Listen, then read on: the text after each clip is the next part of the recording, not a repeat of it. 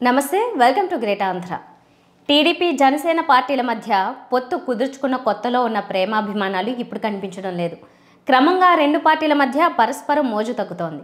పొత్తు కుదిరిన సందర్భంలో జనసేన వల్ల తమకు రాజకీయంగా లాభమని టీడీపీ నేతలు కార్యకర్తలు సంబరపడ్డారు. కాలం గడిచే కొద్దీ లాభం కంటే నష్టమే ఎక్కువ అనే వాస్తవాన్ని టీడీపీ నేతలు గ్రహించారు. దీంతో జనసేనకు దూరంగా ఉండడం మొదలుపెట్టారు. చంద్రబాబు, లోకేష్, అచ్చెన్నాయుడు, పవన్ కళ్యాణ్, నాదెండ్ల మనోహర్ లాంటి పెద్ద నాయకుల స్థాయిలో చూస్తే అంతా బాగుందన్నట్టు కనిపిస్తోంది. కానీ సీట్ల సర్దుబాటు విషయానికి వచ్చేసరికి అలకలు, ఎడమొహం, మనస్తాపాలు కనిపిస్తున్నాయి.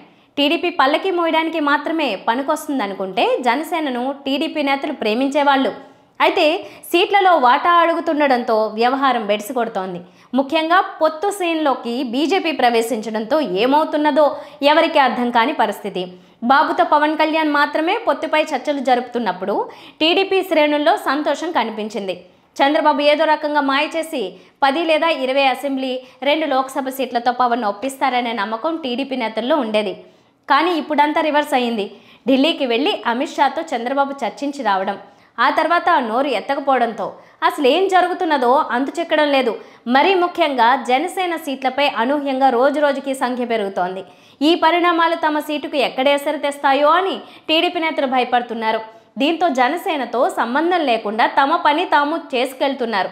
టీడీపీ జనసేన సమన్వయ కమిటీలు ఏర్పాటు చేసుకున్నా కొన్ని నియోజకవర్గాల్లో మొక్కుబడిగా సాగాయి. మరికొన్ని చోట్ల ఆ రెండు పార్టీల నేతలు తిట్టుకున్నారు, కొట్టుకున్నారు. అందుకే టీడీపీ జనసేన సమన్వయ కమిటీ సమావేశాలకు ఫుల్ స్టాప్ పడింది. ఏదైతే అది జరుగుతుందిలే అనే ఆలోచనతో ఇరు పార్టీల నేతలు క్షేత్రస్థాయిలో పని చేసుకెళ్తున్నారు. పొత్తు ఉంటుందని చెబుతూనే ఎవరికి వారు ప్రత్యేకంగా కార్యక్రమాలు నిర్వహించుకుంటున్నారు. ఏదైనా ఉంటే ఇరు పార్టీల అగ్రనేతలు చూసుకుంటారని చెప్తున్నారు. అభ్యర్థులతో పాటు నియోజకవర్గాల ప్రకటన వస్తే రెండు పార్టీలో తిరుగుబాటు తప్పదనే సంకేతాలు వెలువడుతున్నాయి. దాన్ని ఎలా డీల్ చేయడం పవన్, చంద్రబాబుకు సవాలే.